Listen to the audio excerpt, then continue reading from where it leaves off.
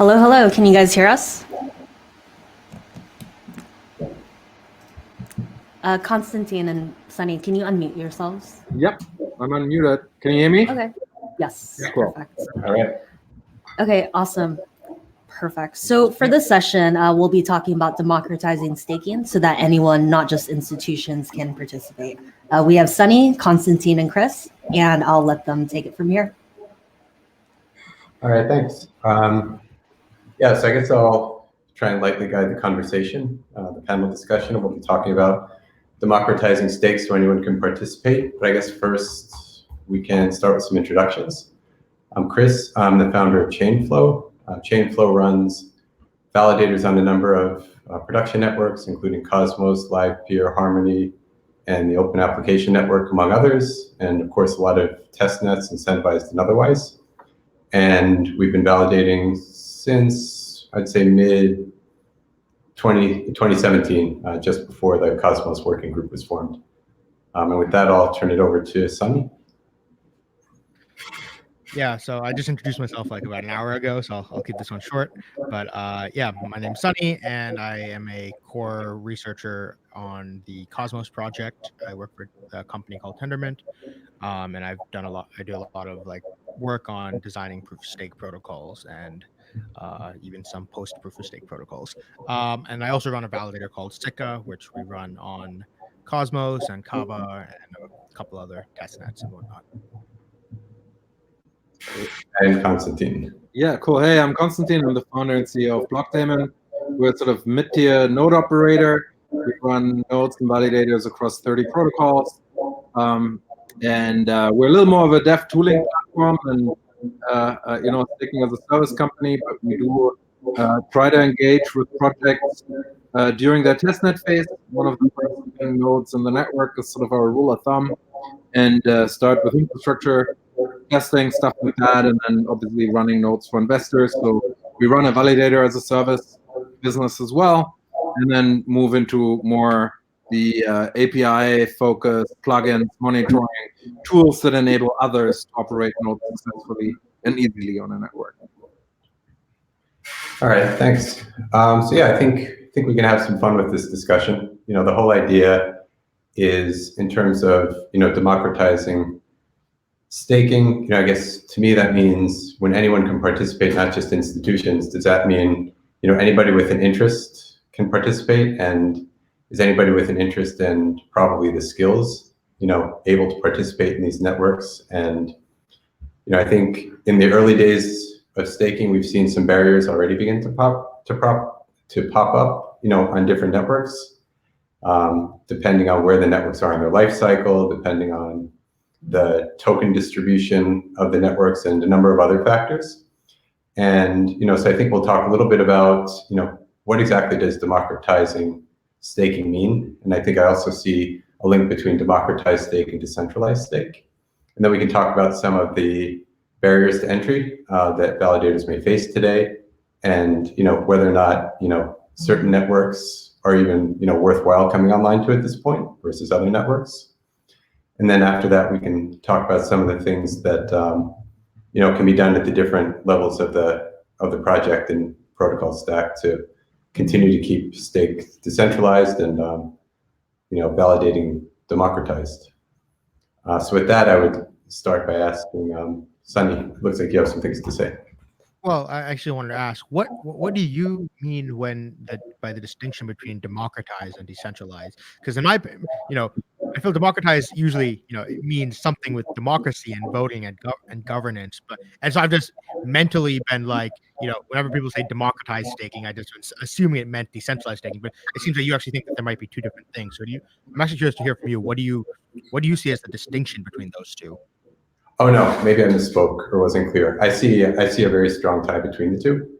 So I actually draw, when I think about democratizing, staking, I think of, the more stake is democratized, then, essentially the more stake is decentralized. So I guess I see a pretty strong link between the two.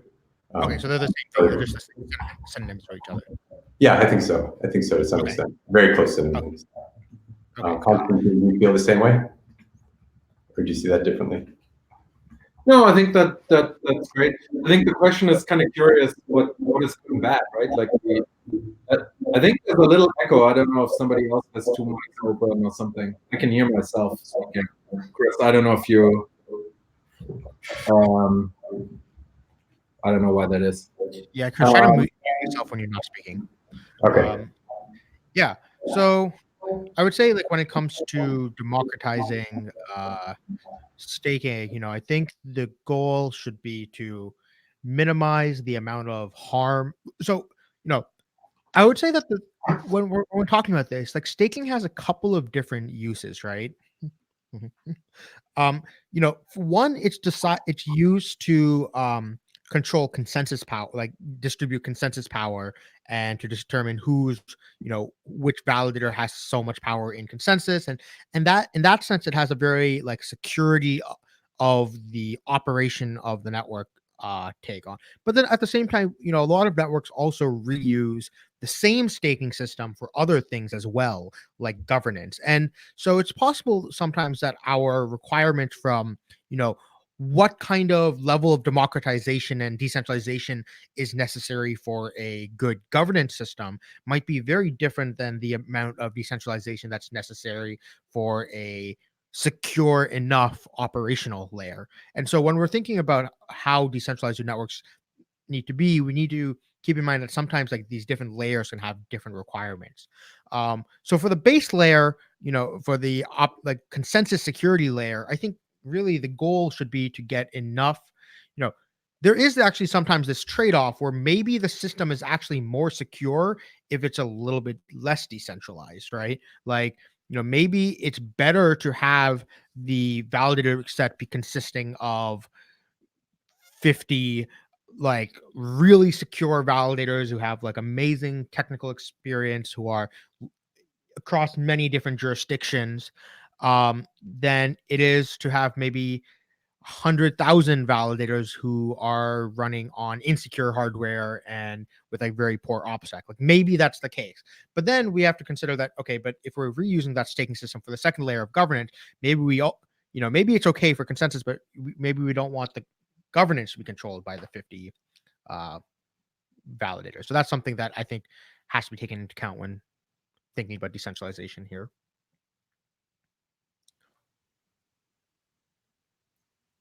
You're still muted, Chris. Can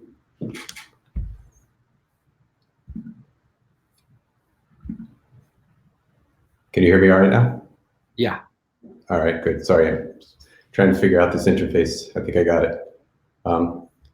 Okay, so yeah, so based on this, based on that more expensive definition from Sunny, do we feel like staking is democratized today? Can anybody who would care to try and jump in and be a validator, let's say on Cosmos, since we're very familiar with that, jump in and do that. And then what we could do is talk about maybe networks that are in different points of their life cycle, as we were talking about with Konstantin before the call began. So what do you think? If somebody wanted to come in and validate on, say, Cosmos today, would that be a good idea? So I would say that, the process of staking on Cosmos is actually extremely decentralized, and there's basically like there's close to zero like entry cost for that, just other than needing to own some atoms, right? Because the delegation system we've designed on Cosmos is kind of a way of taking that like two-layer approach and like separating them, right? Where we don't require like the number of delegators on Cosmos is like in the hundreds of thousands, but the number of validators who are running infrastructure is in like 125 or so. And like, so if you want to be staking and participating in governance on Cosmos, it's actually a very low barrier to entry. But yeah, when it comes to joining the validator set, like to running a validator, it's not that high of a barrier of entry to join the validator set. To join the top 125 validators, I think maybe you need somewhere around like, $10,000 worth of atoms by yourself.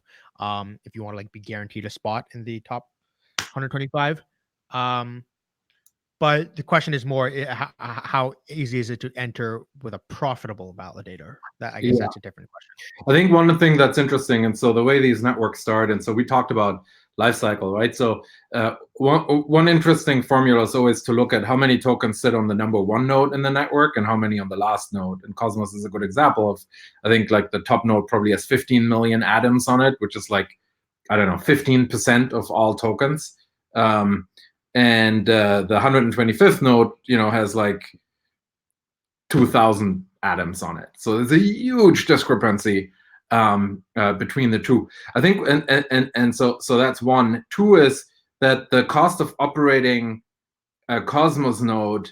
The question is, so right now within the 125 validators, I'd say probably the bottom 20 are unprofitable by definition of the yield they make, because operating a validator in the Cosmos network actually requires a couple of things that in order to function using proper security functionality. And so, if you have $20,000 of atoms connected to a node and the node earns 10% of it, you earn $2,000 a year on it, that's $180. That's not going to cover the cost of hosting, tooling, and backup that you actually need in order to operate the node, right? And so it's an interesting question, more on and so Cosmos is an interesting example. And actually, Sunny, I didn't know, I think, how many tokens does your node have in the Cosmos network? Delegated to us, we have about 11 million yeah, like in a huge amount, right? And so the point is, and what's your fee return on those? We charge a commission rate of 3%. 3%, right? And so the problem is that if you don't have a lot of tokens, so imagine you have 10,000 atoms and you want to stat out, so you have to have a fairly low fee return. So you would even have to be probably below that, just because obviously these guys know what they're doing. They have a lot of stake. They're well trusted. So educating a community around, that it's actually helpful to also rebalance and restake to lower validators is really important. And because it's actually not that straightforward. So in order to, you have to unbond tokens that you actually put on a validator, and it's not an immediate, thing, right? So I can't just go and take my atoms, for example, and take them off my node, and I think immediately restake them. It's actually even there's a couple of days, I think even 21 or something, I'm not sure. But so it's interesting, so how do you structure a network where new validators can come online later and still function? And I'm actually curious, because I don't know how that works. Chris, what do you think? Yeah, I think when I think about it, I think about, if I want to start a validator operation, I think about, technically am I able to do it? Yes. But then to your point, is it profitable? Do I want to do it? So when I think about it as a smaller validator operator, I think about it from the perspective of, is it accessible to me? And to me, that means, can I operate the infrastructure in a secure way and in a highly available way? And then once I can do that, am I willing to place a bet on the network that, that network may be profitable down the road? And if, to me, the answer to that is yes, then maybe I'll dip my foot in the water. Where things get prohibitive to me is, if the networks require a big buy-in. So Sunny, to your point, it's nice in the Cosmos network that, the stake required, to participate in the top 125 can be delegated stake, whereas, other networks have, what I'd consider small to big buy-ins, even to participate. So I do think that's one area that, makes Cosmos more accessible than other networks. But then, yeah, Konstantin, to your point, there's the question of, okay, I can do it, I'm able to do it, I'm able to get into it, but now do I want to get into it? And I think that's a difficult question at times, because, there's the economics of it today and the economics of it tomorrow. And I think it's hard to predict what the economics of tomorrow are going to look like, but, it all matters. So to me, in a network like Cosmos, if someone is willing and able, it sounds like there's an opportunity. But to your point, is it a profitable one or not? That would have to be something someone's own risk profile informs them, as to whether or not to do it. I do think there are other networks, for example, like the Harmony network or this other network that I've been looking at, Incognito, that are taking a different approach. So I think they're the networks that have a smaller validator set of say 100 or 125, and then you have these other networks that are hoping to have hundreds, if not thousands, of validators in the future. And whether those networks ever get to those numbers, I'm not sure. But what I've noticed there is a very strong focus on profitability from the outset and keeping the barriers to entry in terms of costs extremely low. And of course, I realize that these networks operate differently than, say, a Cosmos network or a Tezos. But I've seen a split between some of these networks where the validator set is intentionally kept somewhat limited versus validator sets that are trying to be as open as possible. So I think in terms of the life cycle, you also have different types of networks. I mean, once again, it comes down to like, even if these validator sets allow for thousands of validators, the question is, are there going to be thousands of validators who actually want to step up and do it? So, I don't think that the cap on the number of validators is particularly important in this sense. I guess one of the questions comes down to is, do you also want it so that a lot of the validators, a lot of their incentive for running a validator is not for the commission from others, right? But rather from just the security that they get from running their own setup, and like that they don't have to like trust some outside validator, and especially for a lot of these funds. And so the question is a new validator who doesn't actually have significant enough like skin in the game themselves in a network, token holdings, is that a class of actor that like we should be optimizing for? In terms of optimizing Participation. for participation in terms of a certain amount of skin in the game. Yeah. Participate. Like in a way, proof of stake kind of does heavily assume that the point is that that the operators of the network who the security is relying on do have heavy skin in the game themselves. And so oftentimes it is maybe profitable enough for, if you have skin in the game, to your main incentive is not from the commission, but rather just from the securing of your the securing of your own reward, like stake, personal self bond. Yeah, I think two things come to mind. About the first thing you said, I saw a stat today in Spencer Noon's newsletter on Tezos, and I think he said the number of Tezos bakers are around 450 right now, and about half of those are, I think, what he referred to as passive bakers, and that they're essentially running the baker on behalf of themselves. So from that perspective, on the Tezos network, it seems to be that there is people want to operate their own node, to, I guess, control their own stake essentially. And then that incentivizes people to operate their node and then in return secure the network. I mean, if you look at the mining ecosystem, right? Like a lot of miners aren't actually profitable when they're mining, but a lot of people do it, one, sort of just for fun, right? And so I imagine that we can see a lot of validators like doing it as a hobbyist approach, as well as just like, for securing their own funds. I think that, I think that's a reasonable way. Like, I think that's okay, that if like, we don't need if all the validators don't have, it's okay if like, maybe only a smaller portion of the validators are profitable, but at least as long as people have the ability to like run a sovereign validator if they want to.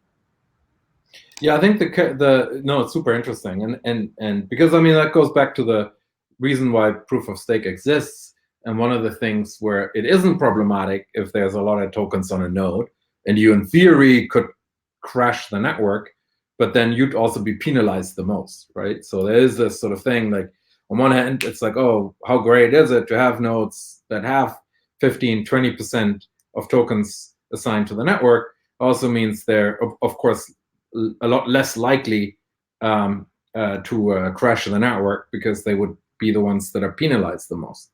And so just by using a percentage of stake or forking the network and then nobody comes and all that type of stuff. And so it's kind of interesting, the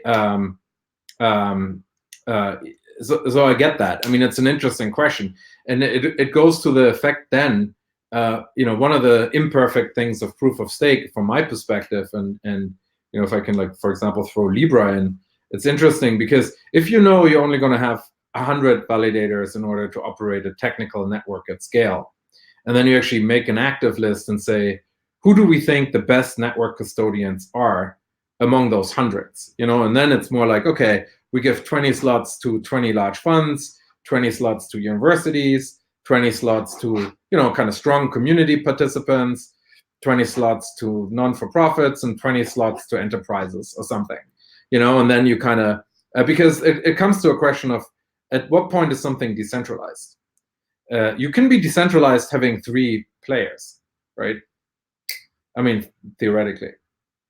I mean, decentralization just means that there's not one party or one entity able to change everything, right? Yeah, or at least that. Well, I think you also have to you want to maximize costs for parties to like do something malicious, and like collusion has a cost to it, and I think the cost of collusion is like, I don't know what it is, maybe quadratic or something, but like, so the more parties that need to collude, the higher the costs become of colluding, right? And so that's kind of where the benefit of decentralization comes in, where if you need to convince 50 people to collude rather than like 10, right? That's something that you get some security from that. Yeah, but then how do you think about that for Cosmos? I'm just curious, like how many, like what, the top 5 nodes, top 6, 7 nodes in theory have carried the majority of the network? Does that worry you? I mean, you're one of the main nodes, right? Right. Yeah, I mean, I think it definitely worries me. And so, to that extent, I've been writing, working on proposals for how to encourage more decentralization of this, or at least to like bear the cost upon the right people. And so we talked about this in the last panel as well. But one of the things I've been working on is proportional slashing, which is a way of the larger validators bear higher slashing risk than smaller validators, and this hopefully incentivizes delegators to redelegate towards some of the smaller validators, assuming that I think right now what's happening, like, if a large validator and a small validator have equal security, I think people by default will still just go to the larger validator. Because why don't you just drop the top number of tokens that can be put on a validator? Just curious. Oh, because then a validator would just run multiple validator nodes. Right, but then, I mean, if it's a large enough, I'll just run Sikka 1 and Sikka 2. Yeah. I mean, that's what's happening with Polkadot, maybe, right? Like, kind of, right. So there's networks where you have that, but obviously, at least you are for, because then the other question is, do I get a guy like you to kind of say you kind of have to redelegate or whatever? I mean, it's not your funds, but that people fill out the empty slots of tokens in a network. I don't really consider that to be like helping with decentralization at all, because like, the obvious, the proper expected thing to do in Polkadot is for every operator to run multiple nodes. I mean, that's like, it's kind of a requirement. And so I don't consider that to be decentralization. Like, that's just, we purposely did it on Cosmos such that like validators can have variable amounts of consensus power, because we, it's like, why add this extra step where all validators need to have constant weight? It's not really useful. It just makes things more complex for no reason. I want to come back to that point too, but there's one point Sunny made about skin in the game, and I think the skin in the game argument sometimes creates a paradox, because how much skin in the game is enough, and then how much is too much. The way some of the economics today reward validators, people who have a lot of skin in the game continue to compound that and then get an ever increasing lead over people that don't have as much, and then it makes it even harder for some of these late arrivers that I see a lot of the comments talking about to enter. So I think, to your point about optimizing, I think to me it's important to optimize, how much skin in the game is enough. And then on the other hand, maybe I'm naive, but I like to think, at least, when I'm operating a validator, and I imagine you too, that when we're operating validators, we care as much about, the delegator's stake as we do about our own, if not more so. Like, if for example, I ever got slashed, I could live with, my own funds getting slashed, even though it'd be uncomfortable, but I would, feel pretty terrible about my delegators getting slashed. So, I mean, I know that's, placing a lot of faith in the human condition, but at the same time, I think there is a part of that, at least with this set of early validators that are working in the space, that would feel the same way. So I think that's an interesting question about skin in the game. I think, to your point about collusion, I think we do need to make collusion harder, and skin in the game makes that less likely. But then coming around to splitting and operating on multiple validators, I've been on the Celo testnet, the Celo incentivized testnet, for the past couple of weeks, and it's been an interesting experiment because essentially they've been encouraging people to form validator groups, and then they've been encouraging people to split off and operate multiple validators, and then multiple validator groups. And what that's doing is exactly what you said, Sonny, which is making it much harder. So, for example, there are only 100 validators that are allowed to vote. And essentially at this point, if, of the 150 or 200 trying to participate, if they're not in that 100 at this point, there's no way they're ever going to catch up and get back into things. But what you're seeing is a lot of validator groups, multiple validator groups being operated by the same validator, for example. So I think the Celo testnet's a prime example of what you're talking about there. I mean, so when it comes to this, I think a lot of this comes down to how people initially distribute coins in a network, right? Like one of the problems, the Cosmos fundraiser itself wasn't even that great. I think there were only slightly over 1,000 participants, because it happened such a long time ago, in April 2017, before ICO mania even started and stuff. And because of that, the number of holders isn't that high, and the Gini coefficient initially wasn't that great. And today a lot of these new networks we see are launching with not even any sort of public sale at all. It's only sold to VCs and some large operators. And so this is what I think really concerns me in the decentralization of staking, because a lot of the security as well, we kind of assume that delegators are meant to hold validators accountable. But the problem is, in a lot of these new networks, most of the validators are actually just using their self bonds, right? And this is a bit, could be, it's hard for delegators to hold validators accountable when they are themselves their only delegator. Yeah, and I think that brings up an interesting topic about barriers to entry. So yeah, I think that token distribution is one barrier to entry. In addition to what you're talking about, Sonny, about the pre-sales, I'm also seeing some test nets and some networks start to come online with a hand-selected group of validators. So they're starting the network with a certain number of validators that get invited, with the intention soon after that to essentially expand that set eventually. And I get that to some extent, because people want to ensure the early network success. They want to limit the number of participants they need to coordinate. But I think it's important when networks are doing this, to do what they can to minimize the early lead any of these early selected validators can get by participating earlier by invite only than, say, anybody else may be able to receive too. So I think in addition to the pre-sale, I think this other trend of a set of validators getting invited to a network to participate early, could also become a problem if it's not managed closely. Do you have a perspective on that, Konstantin? Or any of the other barriers to entry that validators may face, maybe from a technical perspective? I mean, I'm always I'm obviously always all over. I'm really torn all the time, because on one hand, as a business, we like getting hand selected early, right? For our own business, it's really good to be in very early and be very exclusive with whoever builds that network, right? We've seen that that's a good model for us to monetize our business on the POS side. But obviously for the network structure, and I do think that's a viable model early, as long as you have economical incentive structures later to ensure that new entrants can come into the market. And a lot of that actually is driven by if the network has actual utility.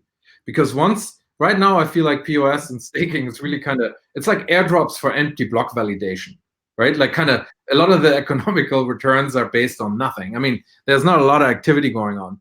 And so I think the big thing is that, and so there's this sort of this weird time period where you can suck up stake. And so it depends on the economical model of the foundation on how much inflation they pay out early. And then if the network actually physically goes into transaction mode, can nodes collect transaction participation? And so you have other ways to then monetize the node, right? And so it really depends on the economical structure of the network. Yeah, no, I would say I'm in the same boat with you. You know, I know that there's at least one test network running right now, you know, that was invite only. And they've now opened up to a larger set of validators that was thinking about this by, for example, not turning on inflation from the beginning, you know, as one way to prevent the earliest entrants from gaining that type of advantage over later entrants. I see an interesting question here in the comments, and I think this also fits into the barriers to entry discussion in terms of the rich get richer argument. You know, a lot of people think proof of stake, the economics today encourage a rich get richer type environment that eventually leads to centralization. And I wonder from a barrier to entry perspective, you know, what you both think about that. You know, is there a certain point kind of when a network can hit a point of no return where, you know, the trend toward consolidation just, you know, will continue unless, you know, some of the top validators take steps to prevent that, and then, you know, essentially locking out other validators, you know, for the lifetime of the network? Or, you know, are there other things that are happening in the proof of stake economics to check that from happening? I mean, you can review the smart contract language on networks, because the reality is once networks exist and they're actually out of the hands of the foundations and they're in full mainnet, you just don't know. You know what I mean? Like once 51%, I mean, look at all the, you can take it to Bitcoin Cash and whatnot. Like, I mean, you know, once it's out there in the open market, it depends on the distribution of stake, and that's it. And then you have networks that are currently experimenting with it. I think the question is interesting. I mean, there's no way to force a selection method on a kind of private entity that raise funds, right? Like they you know, they can obviously pick whoever they want in the current structure. These token agreements have come a long way, but they're still very friendly towards particular foundations. And so, you know, the only way to do it would be to if users in the network would not choose to interact and work with them, right? Like, and you see people get back press. I mean, certain closed networks like Libra have gotten a lot of heat within the community about it. You know, it's a fairly centralized network. Now, on the other hand, you can say, well, how are they ever going to build this on a mass scale if they're not starting from somewhere? I think for me, the thing I always like to see is democratization of node operators. So normally what I don't like to see in networks, either networks are fully open, or they work with competitive node operator and tooling platforms. And so what we normally don't like to see in the networks we, for example, don't support, is if we see a network who only selects one node operator to be their key party, because often there's a financial conflict or something, you know, like kind of if there's one party that somehow is incentivized and has better access to a network to build better tooling and stuff, then we're kind of like, hey, if this is not competitive, we're not interested. So that's one way how we proactively review the networks we operate with. We're also, and I'm going to talk about this in my next talk, we review protocols really carefully and look at the founding team's history as well as the investors involved. And so, because some projects might have, once they become under technical duress to launch a mainnet, some people can be forced into heavy centralization because they want to cash out, right? And so it's a little bit this character study that you need to do on these projects to actually physically understand, are they really designed to be open source and decentralized? And you know, it's a difficult process, but I mean, there's ways we think we can judge it. Yeah, that's a really interesting point. It's one of the things I've been thinking about too when it comes to selecting networks to validate on are, you know, the mission of the project, and then are the team's goals aligned to the project?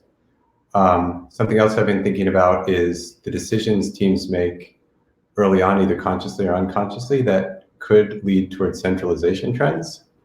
And I think to your point, Konstantin, if a team is rushed or feeling rushed to launch, they could take some shortcuts here and there to launch faster that can then, start a slippery slope toward centralization as opposed to decentralization.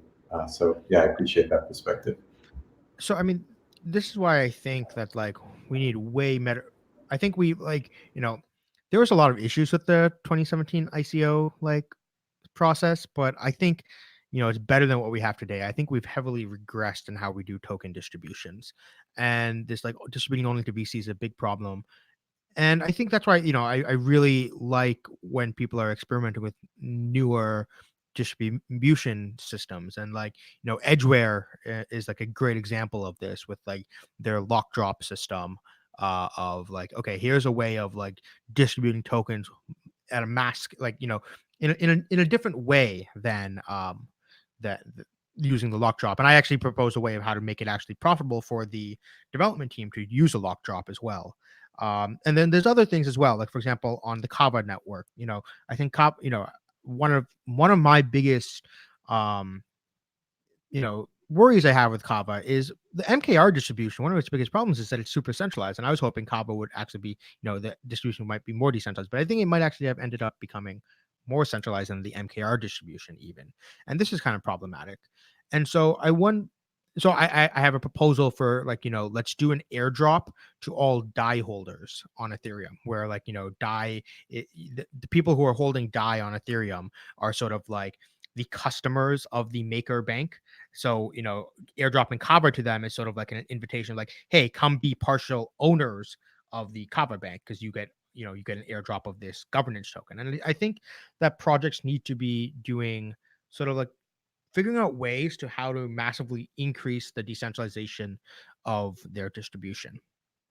And I think that's like, and improving like new fundraising methods, even if it, within legal requirements, but like, making sure, like, the problem with the Cosmos fundraiser is it ended in 17 minutes, right? Like no one had any time to actually like participate. And so I think we need more development on those kind of things. Yeah. And, on that note, I'm not an attorney. So with that caveat, I mean, I think the only thing about regulation that I say every once in a while is that it seems like on one hand, regulators want to see a network, quote, sufficiently decentralized in order for a token to be classified as a utility token. Yet with all the regulation about, how these tokens can be distributed, I think they're working at cross purposes, because, I think all these regulations make it much more likely that the stake stays centralized as opposed to becoming decentralized due to the limitations on the people that can receive it. And I have another thing that I think impacts it is, and that's one of the things we're trying to solve, is it's a very intransparent marketplace too, right? So it's actually, a lot of it happens behind the scenes, and it's like kind of who you know. You know what I mean? Like it's like, and what I mean with that, it's a combination of who are your investors, what other projects are they investing in, who do you know here and there, you know what I mean? Like one of the things I don't like, and obviously I hate when we're not hand selected, for example, for a project. But often I feel like, there's not even a normal, RFP process or something.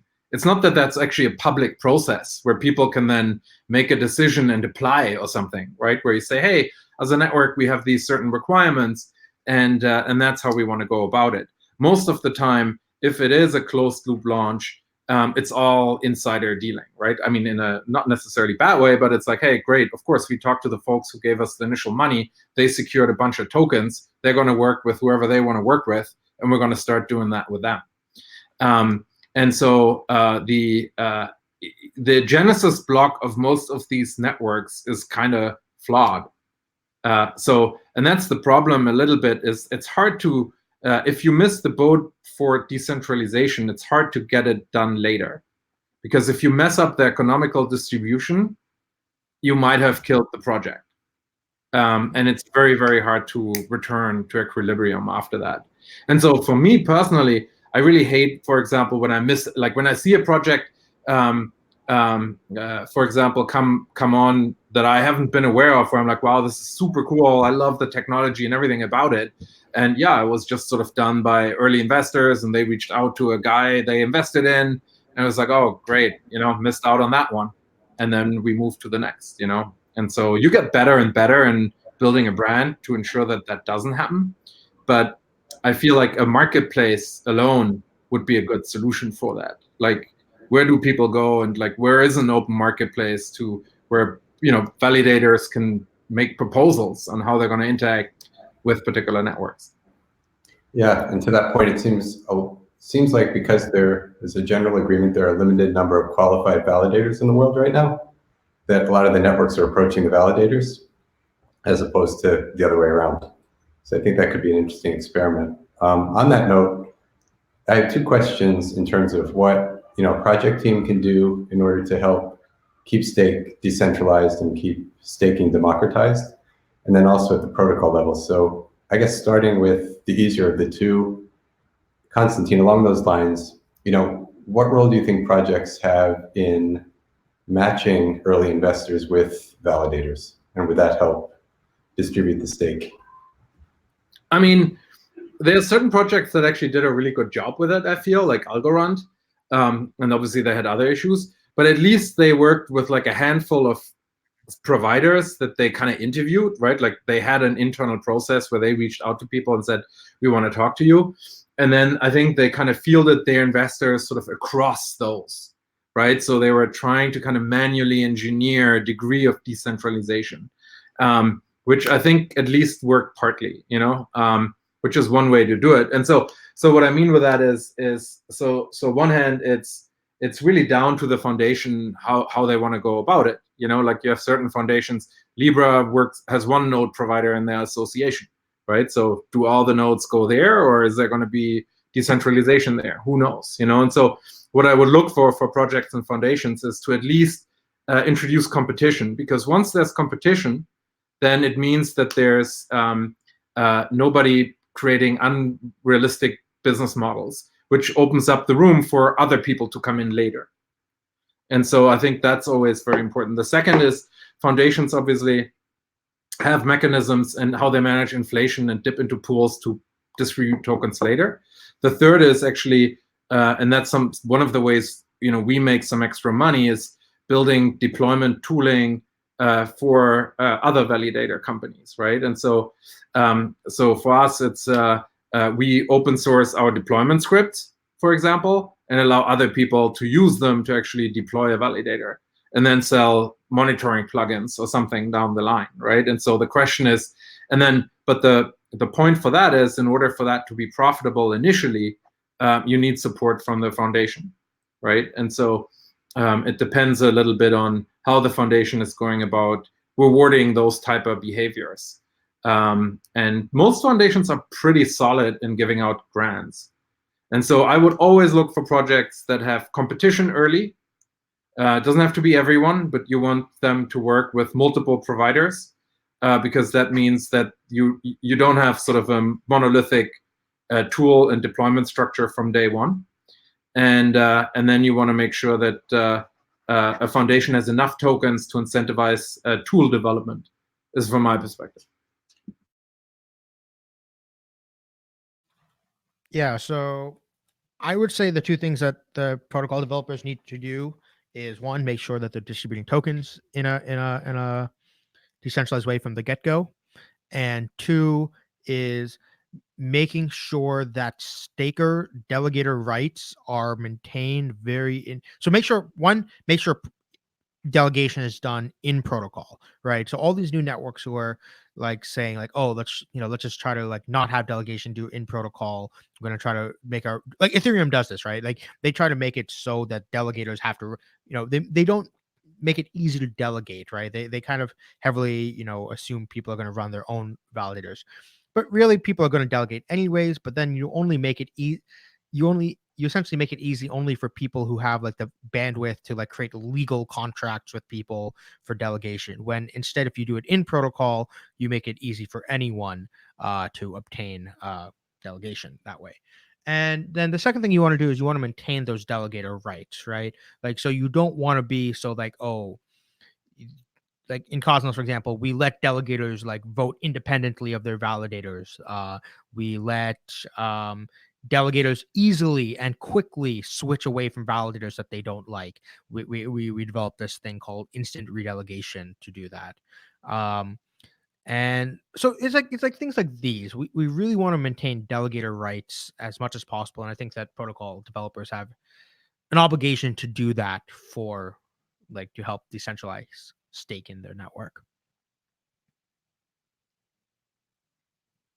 Oh, Chris, you're muted. I had a question coming back to protocol developers and their role in this. And then we have some questions coming through, so maybe we could save a few minutes for questions. So if anybody in the audience has a question and wants to start typing them in, we can try and go through them in a few minutes. But the question I've had from the beginning is, when choosing, let's say, you're choosing a validator to propose a block based on, the percentage of stake that the validator holds in the network, choosing the validators that have higher stake more often than validators that have the lower stakes. Is that a necessity, or are there other ways to do it? For example, is random selection possible? When I've asked this question a while ago, I got the answer that, introducing randomness is either not possible or can make the network more insecure. And, speaking transparently, I didn't quite dive into it far enough to understand that at the time. But I'm wondering, is there a more equitable way to distribute rewards and, call on validators to produce a block and then receive those block rewards than, in a lot of networks today, which are basically doing it on stake. So, does introducing some randomness to the process, help or hurt a network, or it doesn't have any impact?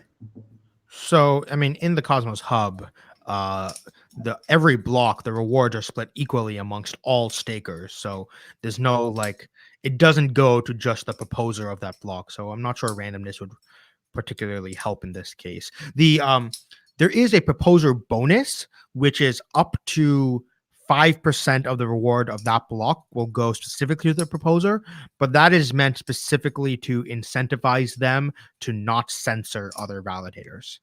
And so we need that amount at least for that purpose to, avoid that censorship attacks. But the vast majority, 95%, is distributed equally amongst all stakers. And even that 5%, all validators have equal opportunity to become a proposer. And so it doesn't really have a huge impact. So I'm not sure if that's really a dimension we can optimize more along. I think what Chris mentioned, so you have a centralized hub, you throw tokens in, and then it randomly picks delegators, nodes it connects to, based, rather than allowing you to pick one. Is that the?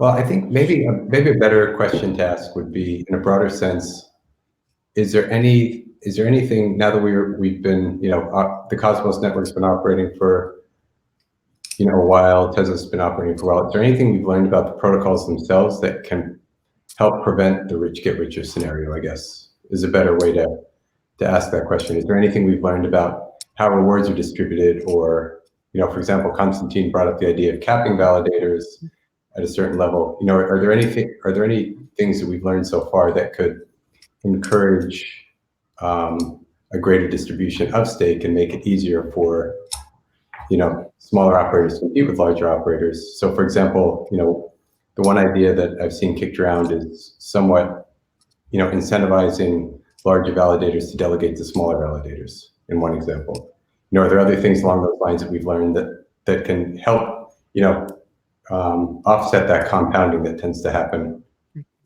once the network? Yeah. So the proportional slashing, for example, right? That is a way of incentivizing delegators to delegate to smaller validators. And other things you could do is also distribute tokens for other activities beyond just validation, right? So, for example, Marek on the previous panel I was on, he mentioned in Silo they have incentives for people to just run full nodes, and that's a way of distributing tokens to people for something other than validation. Or on things like the Akash network, for example, right? They distribute tokens also to not only to people who are validators, but also to people who are doing service requests for the Akash network. And so I guess those are two things that you could sort of do. Yeah, I mean, I don't know. Do you have any other thoughts, Konstantin, on that? Yeah, I don't know. I mean, it's so tricky, right? I think, I mean, I'd be super curious. I mean, it's such a great subject. There's so many things. I mean, for example, like, you know, can you like code like into the core governance and smart contract language, like a sort of reset button after 3 years or something, you know, like sort of some crazy sort of sort of event that sort of rejuggles the boat somehow. You know, like kind of, I mean, there's a lot of fun things you could think about. You know, halving was kind of introduced to also, you know, change setup there a little bit on the proof of work side. I mean, it's fascinating to me. I mean, I love what you said earlier when you said that, because it's easy to dismiss the ICO time, right? Like we always talk about the scams and all that type of stuff, but it did create a world, and at least for a while, where more people were able to participate in early day token distribution, rather than the large funds that currently buy it all up and then work with a handful of validators to then secure those respective tokens. And so, but I'm sure there's great architect, you know, there's amazing creative solutions we could apply. It's software, you know, like there's great stuff we could come up with. It might be worth mentioning as well that, like, you know, I am working on some new consensus protocols, particularly that, like, I would prefer to try to not use proof of stake at all, actually. And things that are more web of trust based consensus protocols, where your consensus power is not driven by a resource like, you know, hash power or stake, but rather is a more web of trust like system. The closest thing, you know, Ripple and Stellar, I think, actually started along this path. And like, I think that, you know, Ripple's kind of started it. Stellar actually heavily improved on that process. But I think there's actually, you know, some major problems with how Stellar does it as well. And so I'm actually kind of working on some things to iterate on that further, where we maybe can get away. Maybe we can design decentralized consensus protocols that don't need stake at all. And to that point, it's so good. Yeah, I love what you said. And so we actually were the first. We started building Stellar architecture and nodes, and we're still the only out of the box deployment tool for Stellar and Ripple. And you know, they get a lot of heat on a lot of things, and obviously there's, you know, it's all work in progress. But yeah, there's actually some interesting learnings in those models. Not that they have a necessarily better answer, but there's some interesting structural components with how they go about it, and that could be a model for the future, which is sort of kind of proof of stake without the token component and inflation. Yeah, and along those lines, something I've always been thinking about is, how do you balance out, and you know, maybe it comes in this concept of trust, but how do you allow validators who are, you know, performing well, highly available and secure?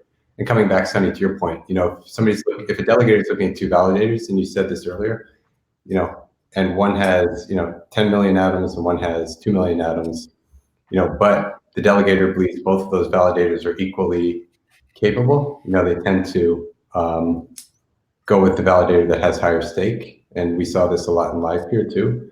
So I think trying to balance out perspective, you know, by highlighting the utility and performance of a validator as much as, you know, how much stake they hold would go a long way toward decentralizing too. And on that, maybe we can conclude with something a little less technical, but what role does education play in this whole process? Meaning, you know, how can we educate delegators on the perils of, you know, stake not being, you know, decentralized, and staking not being democratized? Because to me right now, you know, live peer is one example at the very beginning that, you know, the explorer, and we still see this in a lot of the network explorers will be default organized by stake. So you see the validators with the highest stake at the top, and many times delegators won't look past the top three, and they'll just say, hey, let me just go with one of these three without looking any further. How can we incentivize delegators to, you know, become more informed with their decisions when they're choosing who to delegate to? Hold more conferences like this. Yeah, I think that's one. But But yeah, I'm really curious what would be the inflection point, where, people, although I do think to some extent that people are starting to get the message that, delegating to more than one validator, is good for them and good for the network. So I would say that message does seem to be getting through. I think utility will change a lot. In what sense? Actual network usage at scale. Yeah. Will change a lot of those behaviors. Mm-hmm. In what way do you think delegators will be paying more attention at that point?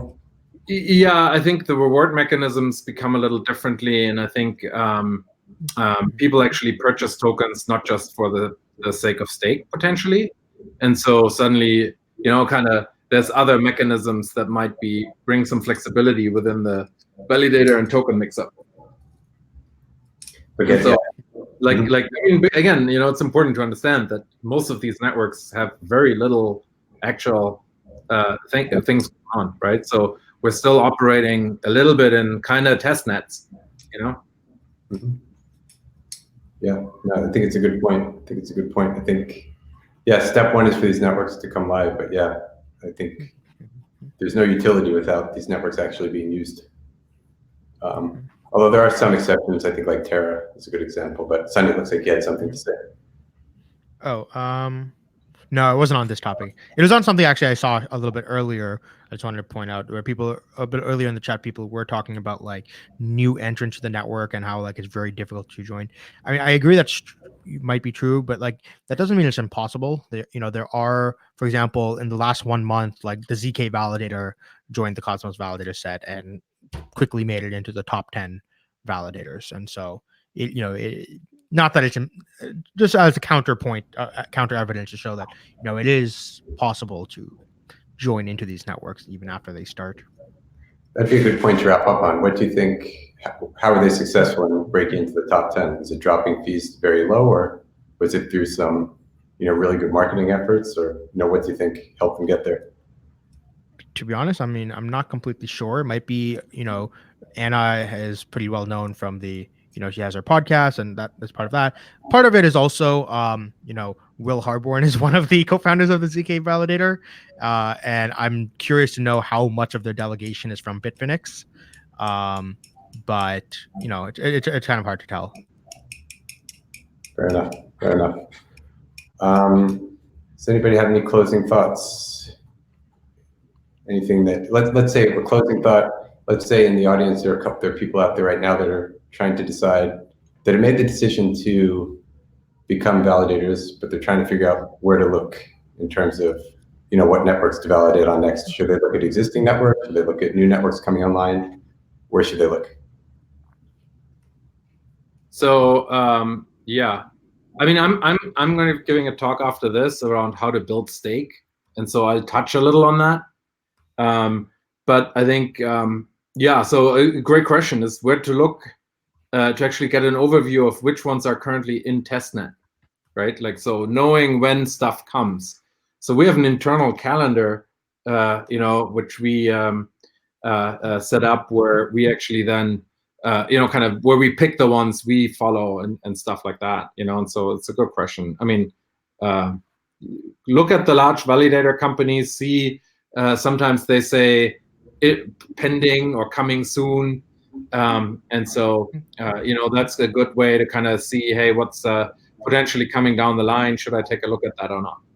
Yeah, that's a good research shortcut. Very good research shortcut. Yeah, I guess from my perspective, I would say, if people are looking for a network, look at something, in testnet, about to launch a testnet, or in the early stages of a testnet, and then, or an incentivized testnet, and then, maybe start out with the networks that are looking for hundreds of validators, maybe not the networks that are starting with a small set. Sunny, what do you think? Yeah, I guess, I mean, to be honest, I mean, Sikka hasn't actually started validating on too many networks yet. We're basically mostly on the Cosmos Hub and on Kava, which are two networks in which, we actually personally have sufficient, like, high enough stake that to incentivize us for. So I guess, really, I guess my one piece of advice would be only buy tokens on projects that you actually believe in, and then only only validate on projects that you actually like sufficiently believe in. Don't just validate for the heck of validating on as many networks as possible. All right, I think we're a wrap. I did see one interesting question here about how important is mission and purpose in regards to being a validator. I'm not sure if we're going to get the cutoff soon, but I would just say that to me, mission and purpose of the validator running the operation that you delegate to is very important. And I think you should, do some diligence into the validators that you delegate to, and make sure that how they. On the next.